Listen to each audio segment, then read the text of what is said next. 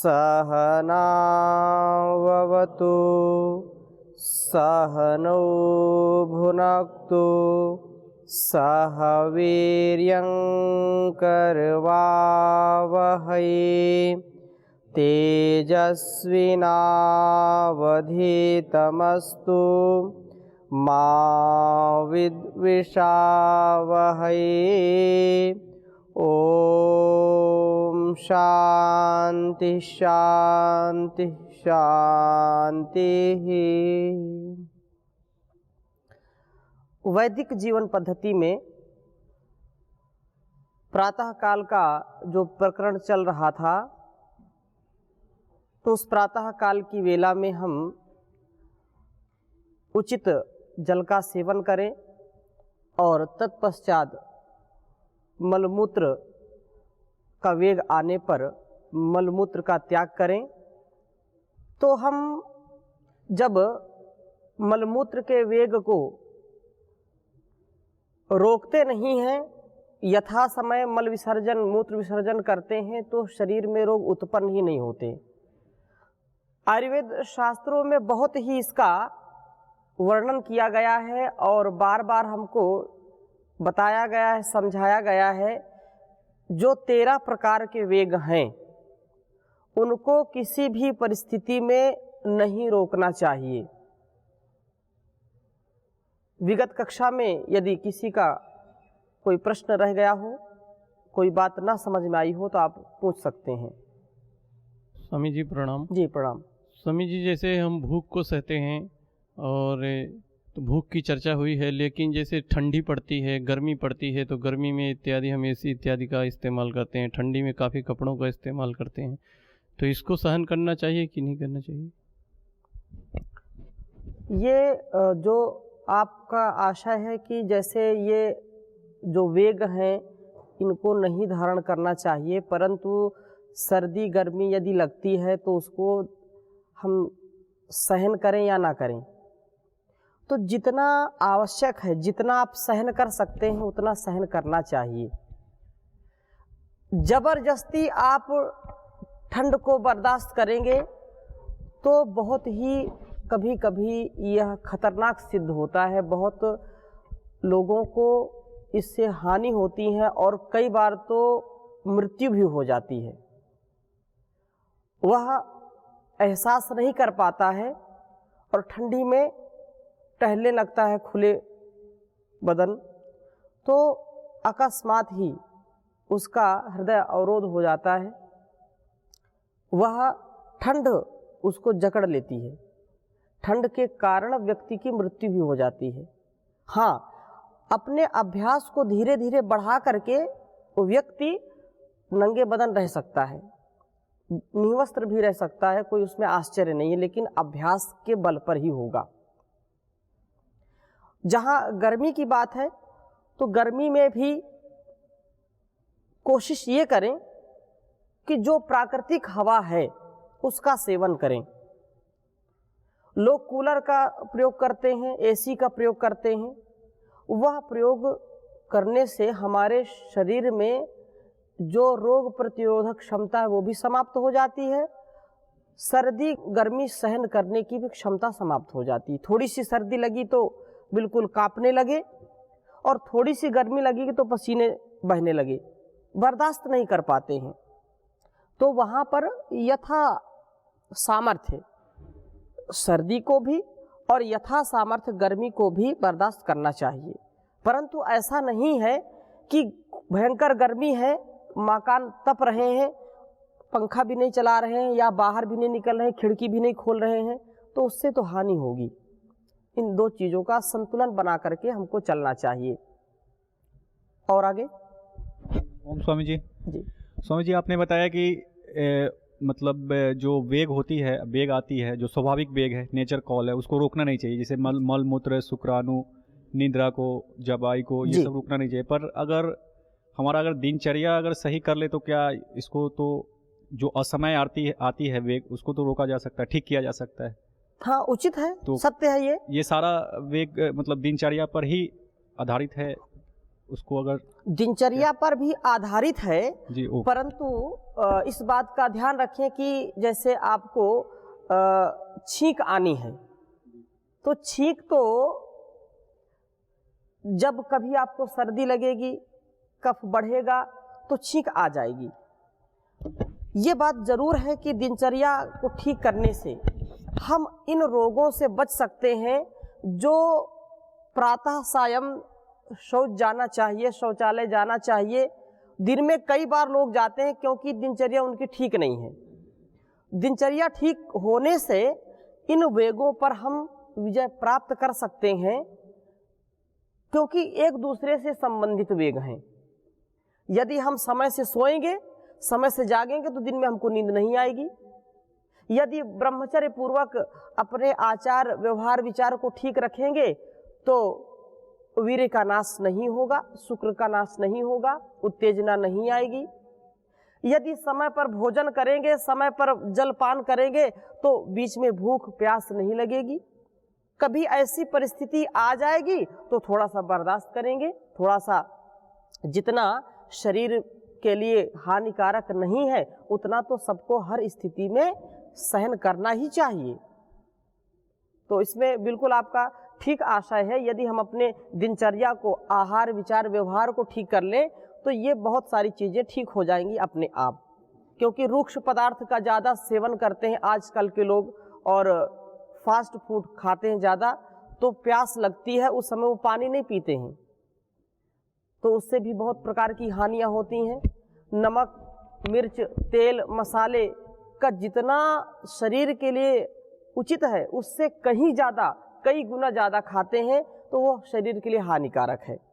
तो हम आहार को ठीक कर लें, अपने दिनचर्या विहार को ठीक कर लें और व्यवहार को ठीक कर लें तो ये सभी समस्याएं अपने आप स्वतः ही समाप्त हो जाएंगी।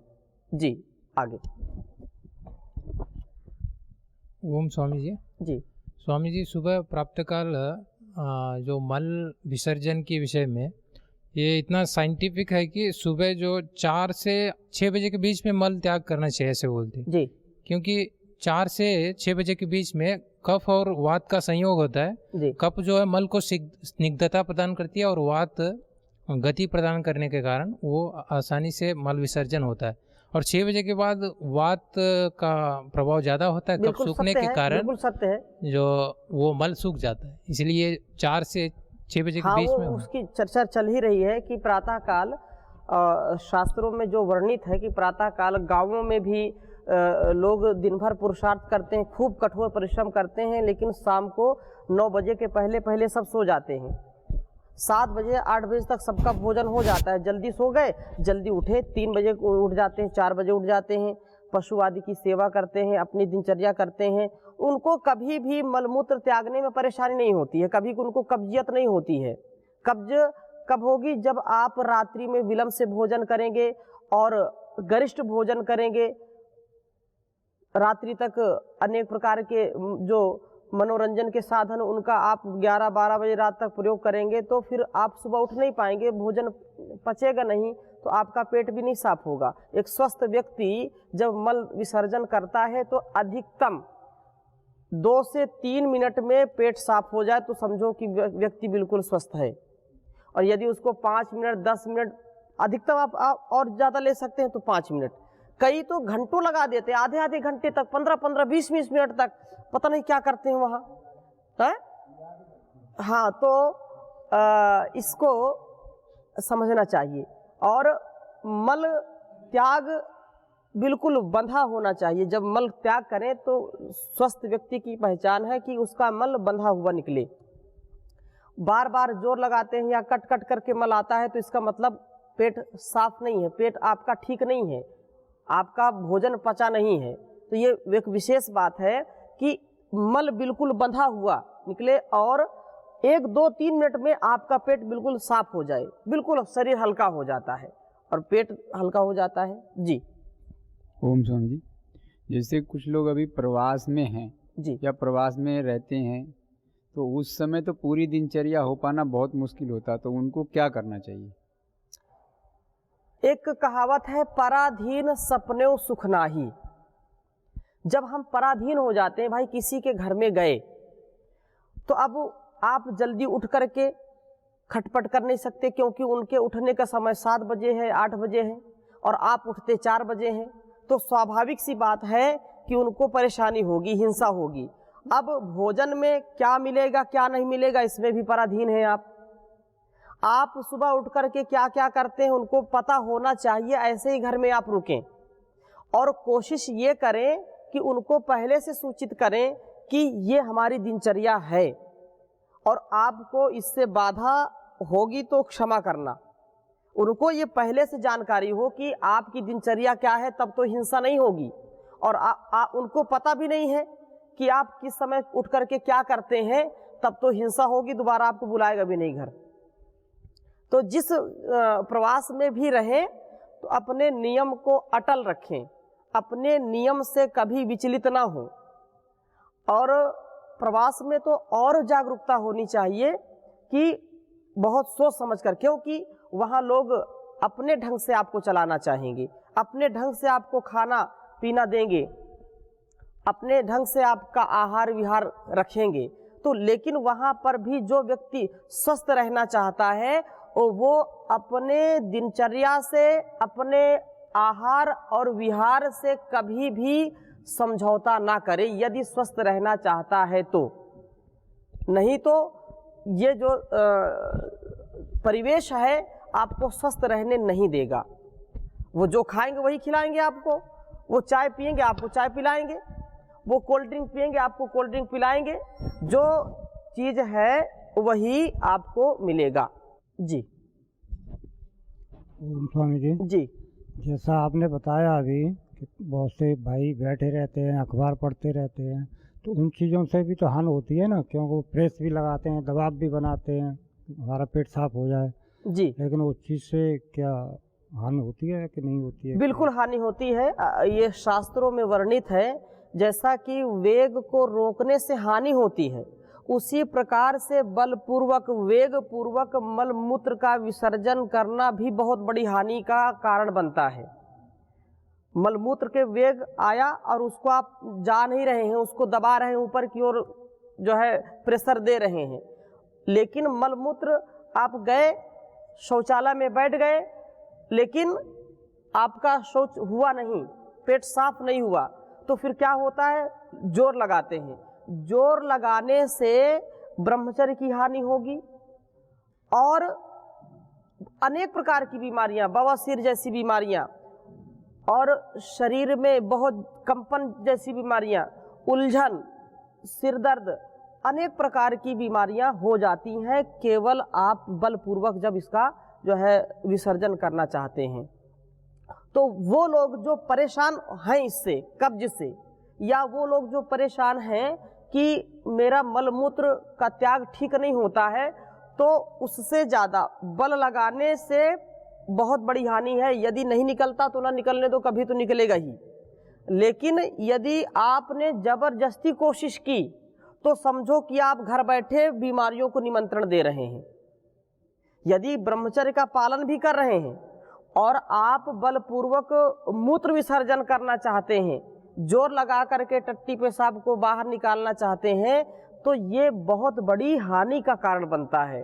रोग इससे और अधिक उत्पन्न होते हैं, इसलिए विशेष ध्यान देना चाहिए। आगे चले। जी जी स्वामी जी, जी प्रणाम। ये जो 13 वेगा की बता रहे हैं, ये शरीर संबंधी सब लग रहे हैं। जी तो मल मूत्र भूख प्यास, ये वेग आने से आप बोल रहे हैं इसको रुकना नहीं चाहिए। जी तो 9 आने से क्या होगा? मल मूत्र भूख प्यास ये वेग नहीं आ रहे, अच्छा, तो इसमें कुछ हानि है क्या? बिल्कुल हानि है। क्या हानि होगा? आने से तो हानि हो रही। इससे हानि ये है कि एक तो ये पहली स्थिति ये है कि आप कुछ खाए ही नहीं, और जब खाएंगे ही नहीं, कुछ पिएंगे ही नहीं, तो निकालेंगे क्या? तो इससे क्या होगा कि जो शरीर के लिए अति आवश्यक भोज्य पदार्थ, पेय पदार्थ की आवश्यकता होती है, उसको आप ले नहीं रहे हैं। तो इससे हानि ये होगी कि आपका शरीर धीरे धीरे, जो बहुत अच्छा है वो धीरे धीरे कमजोर हो जाएगा, धीरे धीरे विनाश को प्राप्त हो जाएगा। रोग की कारण बनेगा। जी रोग की कारण बनेगा। रोग का कारण बनेगा। भाई आप गाड़ी को चलाना भी चाहते हो और उसमें डीजल पेट्रोल डालना भी नहीं चाहते हो, ऐसा कभी होता है क्या? नहीं होता है जी। जैसे निद्रा है कि निद्रा न आने से भी दवाई खाने से, ज़्यादा होने से भी दिक्कत होते हैं। निद्रा बहुत ही अत्यंत आवश्यक, बहुत जरूरी है। यदि निद्रा व्यक्ति को नहीं आती है तो अनिद्रा का वो शिकारी हो जाता है। अनिद्रा का शिकार होने से उसको पागलपन भी आ सकता है, उसका दिमाग ठीक काम नहीं करेगा, उसको चक्कर आएंगे और वो कुछ जो है उल्टा सीधा बोलेगा, बड़बड़ाएगा, उसको उसका दिमाग काम नहीं करेगा। इसलिए नींद आना बहुत ही आवश्यक होता है। आप 2 दिन भोजन नहीं दोगे तो काम चल जाएगा, 1 दिन पानी नहीं दोगे तो काम चल जाएगा, लेकिन यदि 24 घंटा 48 घंटा किसी व्यक्ति को आपने जगा दिया तो समझो वो काम ठीक नहीं करेगा, उसका दिमाग पागल भी हो सकता है वो। ठीक है, ये सब जो मल मूत्र है, निद्रा है और भूख प्यास है, इसका बैलेंस संतुलित कैसे हो सकते, इसका हम दिनचर्या कैसे करें जो हमारी ये संतुलित हो जाए, उसी की तो चर्चा हम कर रहे हैं यहाँ पर। हाँ, वैदिक जीवन पद्धति को अपना करके ऋषियों ने जो संकेत किया है, क्या खाना, कैसे खाना, कब सोना, कब जागना, किस समय क्या करना, उसी की ये चर्चा चल रही है। और उसी को समुचित रूप से अच्छी प्रकार से जब हम उसका अपने व्यवहार में, आचरण में लाते हैं उस चीज को, तो हम स्वस्थ हो जाएंगे। ये विशेष बात यहाँ पर कही जा रही है। अब जो चर्चा यहाँ पर चल रही है कि हम वेगों को रोकते हैं तो इससे हानि होती है, इसके साथ साथ जो बीमारियों को आने का निमंत्रण हम देते हैं उनमें कुछ घटक और हैं, क्योंकि ये प्रातः काल ही हम इस चीज का चिंतन करें, प्रातः काल ही हम इसको समझने का प्रयास करते हैं तो पूरे दिन हम जागरूक रहते हैं। तो इसके विषय में बहुत ही जो है सुंदर श्लोक कयदेव निघंटू में आए हैं, इसकी चर्चा मैं आपके सामने करूंगा और इसको आप लिख भी लें, जो बहुत ही वैज्ञानिक हैं और बहुत ही अच्छे हैं। जैसे पहले इसमें कहा,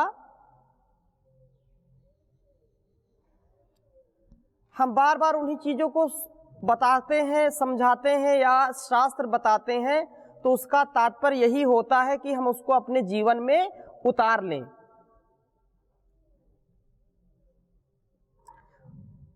यहां भी कयदेव निघंटू में ये बात आई कि प्रातः बिल्कुल आपको उठना ही चाहिए, ब्रह्म मुहूर्ते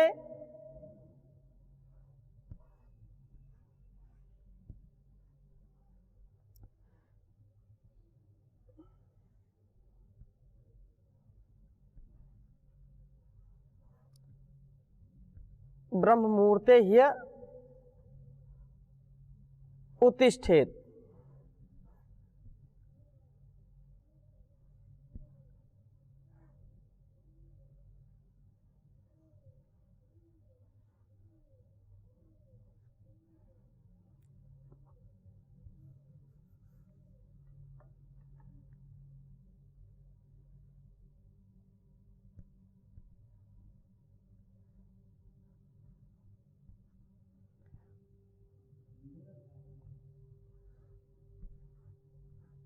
जीर्ण जीर्णाजीर्ण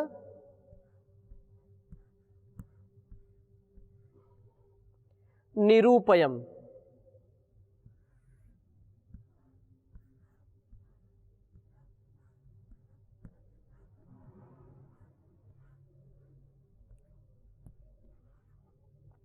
ब्राह्म मुहूर्ते ह्य उत्तिष्ठ जीर्णाजीर्ण निरूपयन्, ही उत्तिष्ठत जीर्णाजीर्ण निरूपयन्। आगे कह रहे हैं रक्षार्थम आयुषः,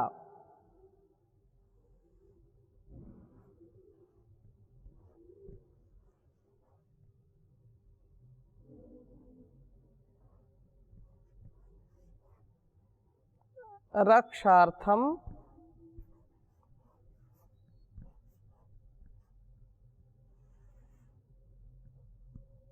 आयुषः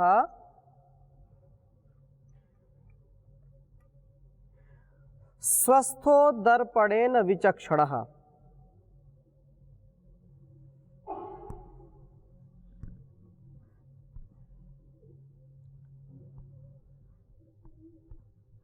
स्वस्थो दर्पणेन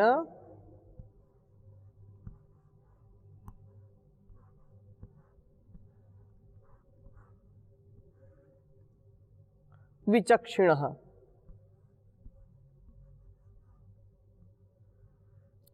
विचक्षणः।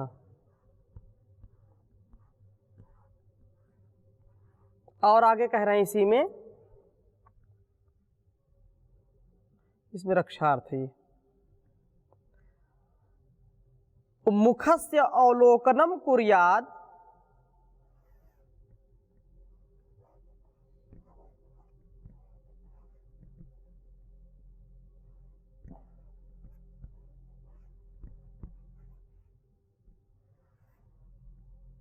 मुखस्य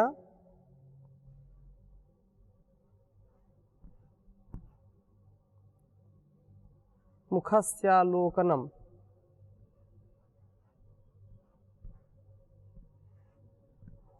मुखस्यालोकनम कुर्याद।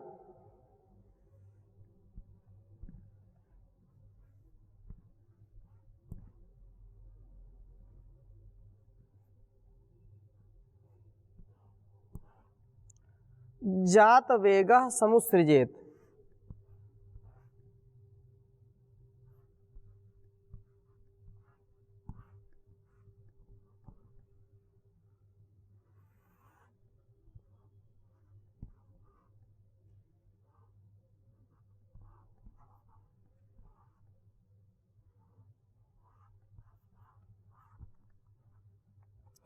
जात वेगः समुत्सृजेत।